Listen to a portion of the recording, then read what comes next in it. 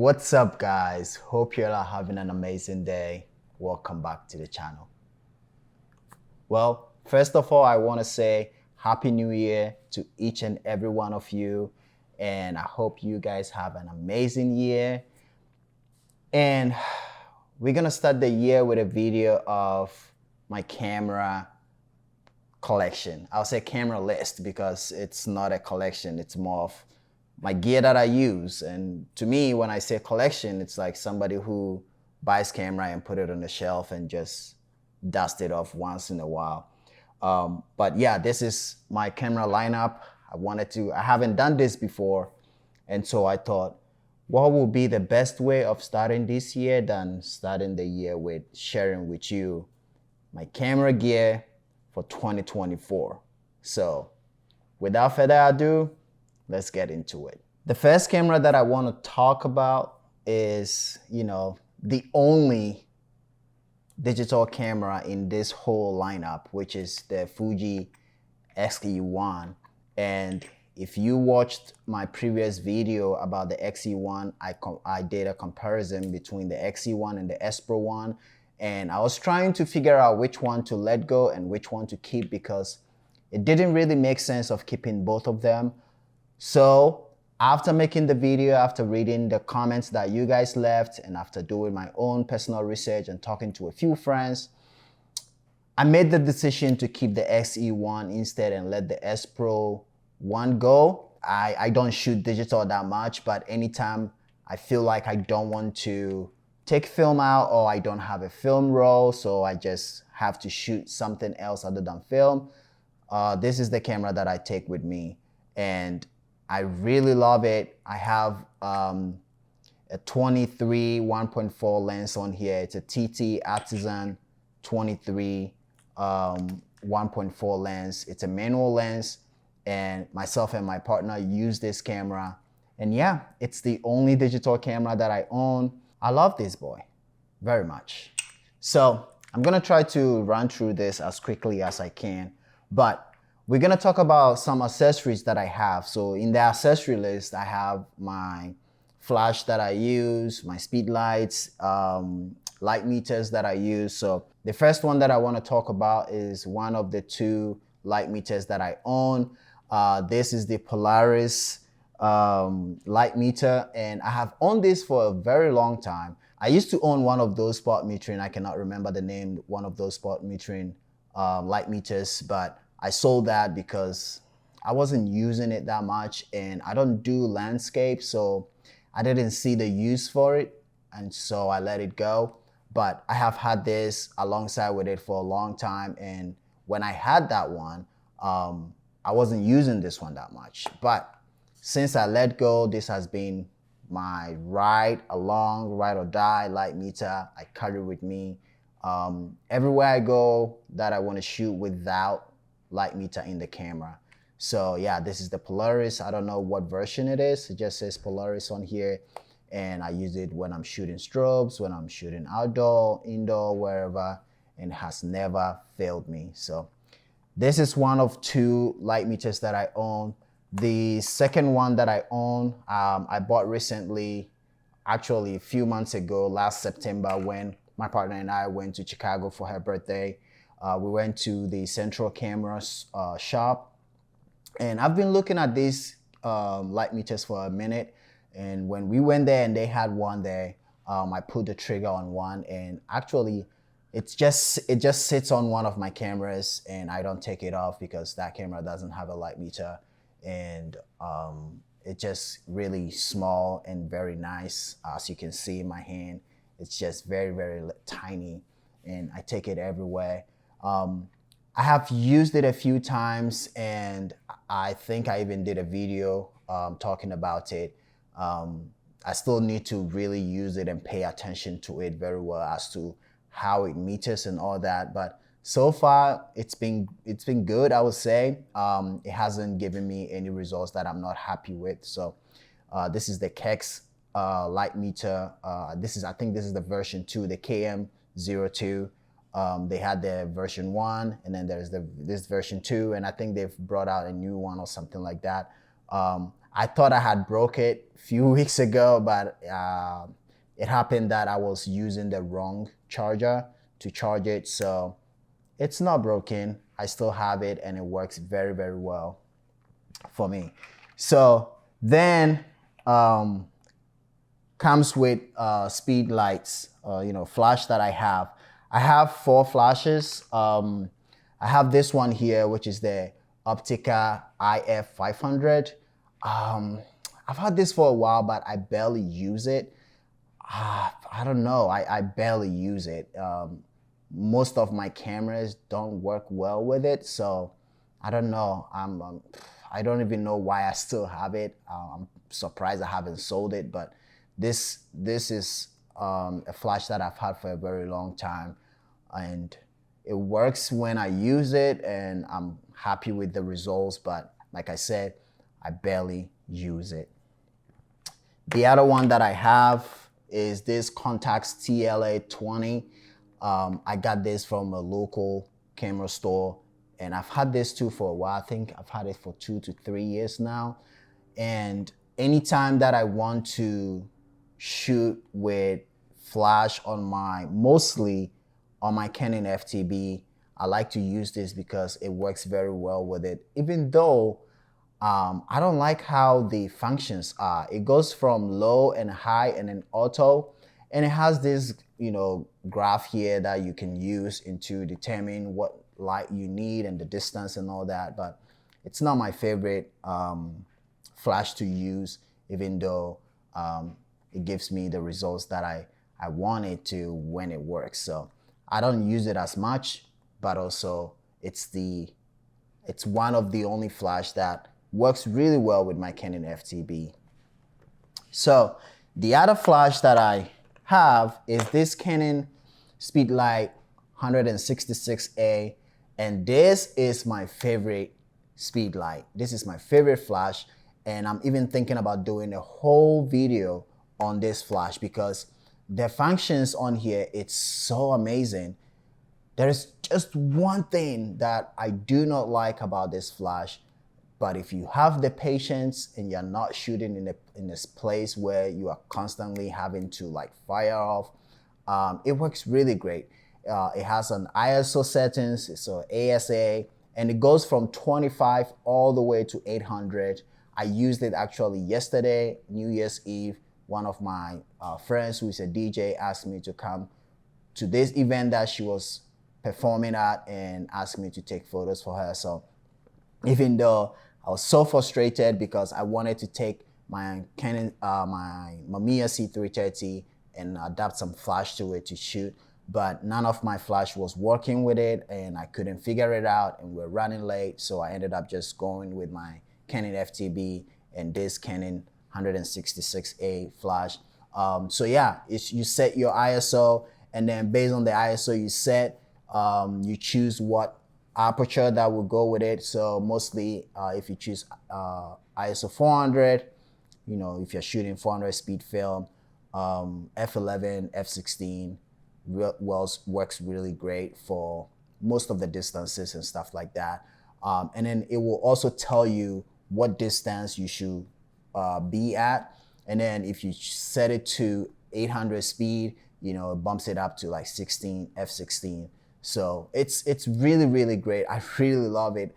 It's full manual, and even though it's full manual, it just gives you that flexibility to be able to set it and just shoot it and don't have to keep changing or worrying about it.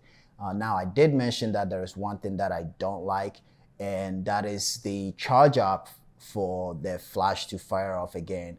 Once you take a photo, it takes very long time to me to charge up again for you to be able to take another shot. So yesterday, there were a few times where I'm taking portraits of people, and I'm taking 1 or 2 frames of people when they get together.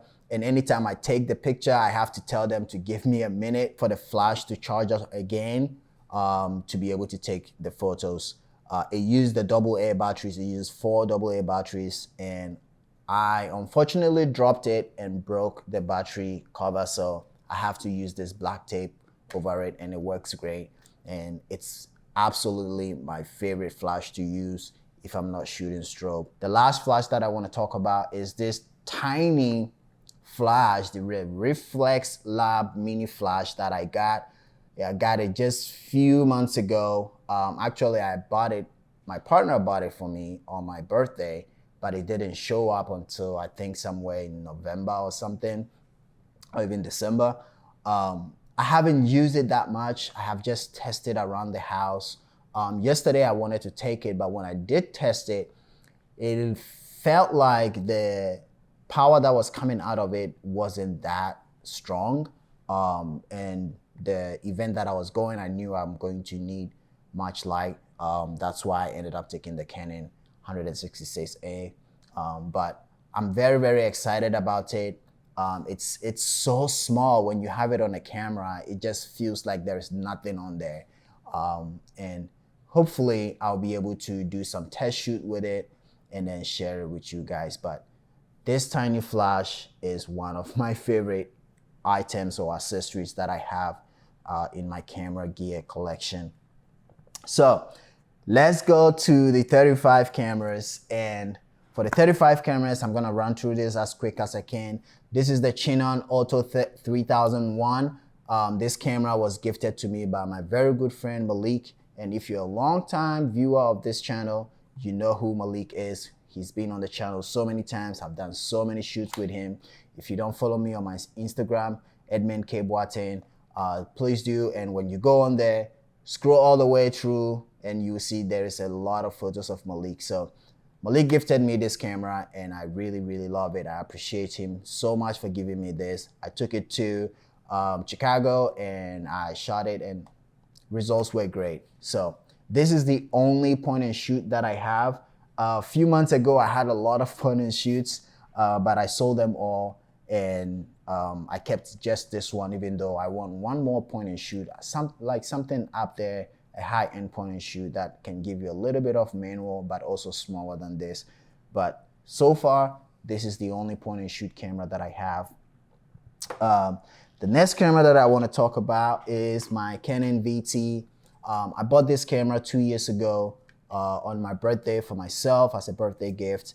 And I really love it, even though recently I've been going back and forth contemplating whether I should sell it or not, because anytime that I shoot it, I'm finding that I'm struggling with the viewfinder and the composing of it. But other than that, I really, really like this. Like I said, I've been thinking about selling it, but anytime I go on the internet and I see people's photos of the same camera, or if I see it on the internet, I'm always happy that I have one. My lens that I have on here is the 50 1.8, and even though it's a little bit rigid, it needs some CLA, but anytime that I've shot it, it works really great. And yeah, this is one of my favorite cameras that I own. It's very, very nice and cute. The next camera that I want to talk about is my Canon FTB. You guys know I've talked about this camera so many times. It was gifted to me by my good friend Dave. Dave gave me this camera, I think, 3-4 years ago. It's been that long. Yeah, and I remember the first time I really shot this camera. We went to New York, and I brought this camera with me, and I have had so many travels with this camera. I took it to Ghana. I've shot this so many times. I know this camera so well, and even last night, that is what I took. I have the 50 1.4 millimeter lens on here. I have tried to get either a 35 or a 28, but I just keep going back to the same 50. So I've decided, okay, I'm just gonna leave the setup as it is, as Dave gave to me, and I'm going to make use of it as it is. The light meter in here works really great. It's never failed me. Like I said, I've shot both color and black and white in here, and they all look great. The next camera that I want to talk about is my absolutely, I know I'm going to say this about all of these cameras, but I really, really, really appreciate this camera a lot. For a long time, I have said that I don't like Nikon cameras, And when I came across the Nikon F3, it just changed my mindset. And since then, I've been a huge Nikon F3 fan. Even so that I want the new Nikon ZF, which is the digital full frame camera, which I'm definitely gonna get one because I don't have any professional digital camera that I can use for videos and photos at the same time. So this camera really changed my view on Nikon cameras, and it's an absolute legend of a camera. I have the 51.8 lens on here, and one thing that I really wish it was different on this camera is that it had a horseshoe, and that bothers me. But last night I pulled the trigger and bought one of those horseshoe adapters, so hopefully it comes in soon and we can take it out and test it out. But until then, I'm not able to shoot this camera with a flash or anything, because if it did have that, I would have taken this yesterday instead of the Canon FTB. I do struggle with the focusing on the Canon FTB, but this is a split prism, and so focusing isn't that hard for me, and I'm a huge rangefinder guy, so anything that has, you know, either frames or split prism works really great for me. I'm very confident when I'm shooting with that as far as my focusing is concerned. But I got this at an auction place, and it's been great. I really love it. I don't think I'm ever gonna let go. If I do, then it's going to be replaced by another one, maybe the F3T, the titanium. But I really, really love this camera. And right now I have the new Phoenix 200 film in here that I have still not been able to finish it, but hopefully I'm able to finish it soon so I can share the results with you guys. So that's that. That is it for my 35, and we're gonna go on to medium format. But before we do, I want to talk about my all-time favorite camera, which is the Fuji Instax 300, the Y300. I mean, if you go on my channel, it's the most viewed video that I have made, and it was about this camera. And man, I haven't shot it in a minute, but anytime I shoot this camera, it's just so fun. It's just like, it's magical, like I said in my video. So thanks to Dave for introducing me to the camera. And the first time I shot his, I just came home and bought one for myself.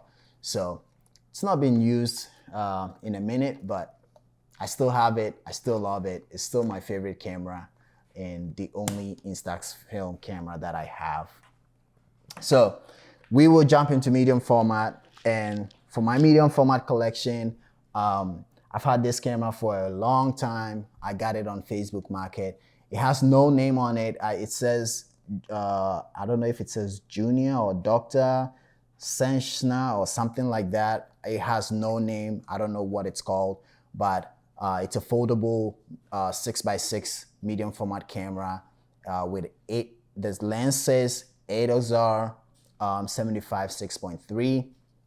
I've shot this a few times, and it has a little bit of light leaks, but it's not strong enough to destroy or make their photos look bad.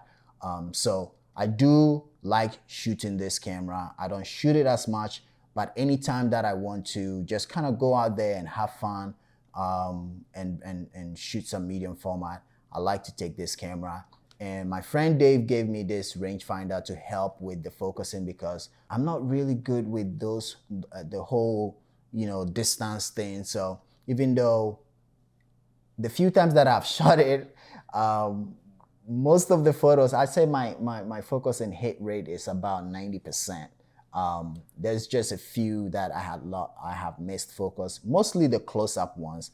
But other than that, it works really great. And especially now that I have this Minori rangefinder on here, it really does help a lot. And so once you focus, you look through here. It works just like a rangefinder. You look through it, focus, and then you set the scale on the lens.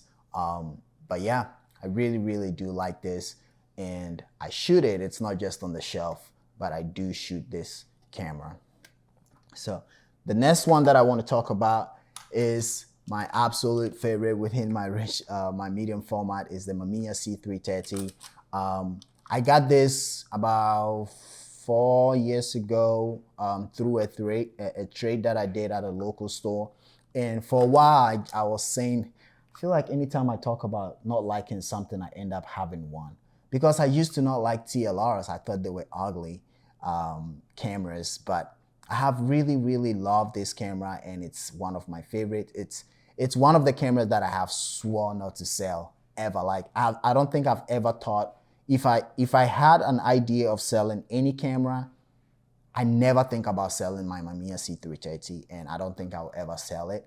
I've had a Hasselblad 500 cm before, and I let go to get the RB, but ever since I've had this camera, I've not had the desire for any other 6x6 other than the foldable camera that I just showed you guys. But this, I have created some amazing photos with it, and I really, really love it. My favorite combo is with this and an HP5 or any black and white film. I brought it with me to Ghana, and it never failed me. Still works, still functions, still my absolute favorite medium format camera. The next camera that I want to talk about is my Pentas 6.7. This is the second time I've owned a Pentas 6.7. The first time I had the Pentas 6.7 and the Fuji GSW 683, and unfortunately I had to sell them both to get my large format. And so ever since I sold it, I have always wanted the Pentas 6.7 back. And I do still want the Fuji back. Now, this Pentas 6.7 I came across on Facebook Market. Really, really great deal. I bought it, I think, for $650 on Facebook Market, and it came with the 105 2.4 lens. And anytime I've shot my medium formats, I keep telling myself I wish I had something wider, because there has been a few times where I have been in positions where I'm like, if I had a wider angle lens, it would have been great. So I went ahead and bought the 55 millimeter lens for the Pentas 6.7. And as you can see, it is on here. And ever since I got it, I haven't taken it off this camera. I started a new project, Hands Made by God.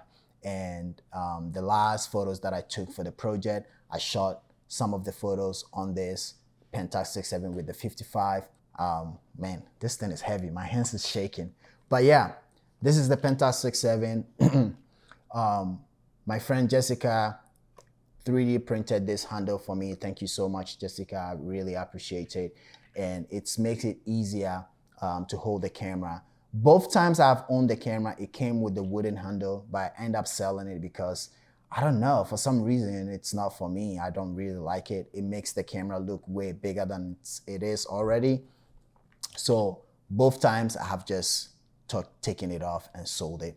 So yeah, this is the Pentas 6.7, and I really love this camera. Like I said, I have the 55 and the 105, and the 105 has yellowed, so I need to do something about it. I'm going to have to use those UV light to clear it off, and eventually I want to have the newer version of the 105 that doesn't yellow, so I don't have to be worrying about that, because now I don't shoot this when I'm shooting color because it just have a yellow color cast on it. So I've been shooting with the 55 more. The last of the medium format camera that I want to talk about is my Mamiya RB67. And like I mentioned, I had a Hasselblad 500 cm and I traded that for this camera. So you know how much I love this camera. Even though I've tried to sell it a few times, I love this camera so much. I really, really do. I've created most of my favorite photos on this camera. I took it to Ghana as well. And I have two backs for it. I have the 6.7 motorized back, and I have the manual back too as well, which is also the 6.7. This is what came with it. The camera came with the manual back and a 127 lens. And I ended up buying another body, another whole set of RB that came with a 90. So I ended up keeping the 90 and selling the other camera with the 127. And then I ordered the motorized back from eBay. And I don't think I've used the manual back that much. I probably have used it like 1 or 2 times since I got the motorized back, because it makes it way easier to shoot the camera, kind of make it feel like an RZ, because you don't have to double wind the camera, and it makes shooting very, very, very, very easy and very simple. Now, it uses batteries, so you always have to make sure you have extra batteries with you, or make sure you have fresh batteries with you. I haven't been in a situation where the batteries died on me and I cannot advance or anything. Fingers crossed it never happens, but yeah, so far I haven't had any issues with it. It has so many functions. Maybe I can make a separate video and talk about it. You can do multi double exposures and all that. It has so many functions, but I barely have used it. I just use it as it is for the 6x7 one shot. So yeah, it has 2 viewfinders. So I have the waist level finder here, and then I have the prism. I mostly just shoot it with the waist level finder, but anytime I'm doing portraits where I know, I don't want to put the camera on a tripod, or like I want to shoot it from eye level, I end up using this. But mostly I shoot it with the waist level finder. So that is the whole setup, and it's, like I said, one of my favorite cameras that I own so far. Now, I did mention that I had a few lights, but I just talked about flash and speed lights. But I do have a strobe, and whenever I'm shooting, most of my work that I shoot with strobe, I have just one light. And the light that I have is the Godox AD300 Pro. I got this in 2021 when I was planning my trip to Ghana, because I knew I wanted to have a strobe with me just in case I find myself shooting, some portraits, or shooting in scenarios where I would need a flash. And also I wanted a light that has battery in it and not just have to plug it in. So lightweight, very small, compact. It comes in the whole kit with everything in it. I have just one battery. I'm planning on getting another battery. It's gonna be very useful if I have 2 batteries, so that when I'm shooting and the battery die, which has happened before, most of the photos that I create with light, it's just been this light. So if you're out there and you think you need all these lights, or like 3 or 4 lights, in some situations you do, but for the most part, you just need one light and you should be good. And if you like my work, if you like the portraits that I make, the conceptual work that I make, it's all done with this light and only. So yeah, this is the only strobe that I have, and I do love it so much. Now, let's talk about the father of these cameras, my absolute gem, and that is my large format camera. I've had this camera for 2 years. Yeah, maybe 2.5, 3 years now, because I bought it a few months before I went to Ghana. And like I mentioned earlier on, I sold my Pentas 6.7 and my Fuji GSW680 to get this camera. I bought this camera from China. It's the Chamonix 45HS. Again, my friend Dave has one, but his is the 45H. Dave, correct me if I'm wrong, but his can go, the bellows extend longer than this. So, but for what I do, I bought a 210 lens a few months ago, but I ended up selling it again because I'm like, I don't even need it. I don't think I need it. I don't think it fits in my workflow. So there is only 2 lenses that I have for this camera. I have the 150, which most of the time it's on here. And one thing that I love about this camera is when you collapse it, you don't have to do, the way other cameras or normal way of for other 4x5 works, where you have to like take the lens off, break it down, all that, shenanigans. I don't have to do that on this camera. It's just a compact, like you go like that and there is a bag that comes with it, and this just fits in it with the lens on it. So with traveling with it is so easy. Like I said, I brought it with me to Ghana, and when I did go to Ghana, I only had the 150, and I think I borrowed, I did borrow the 90mm lens from Dave, but now I own one which I bought from him. So I have the 150 millimeter lens 5.6, and then I have the 90 f8.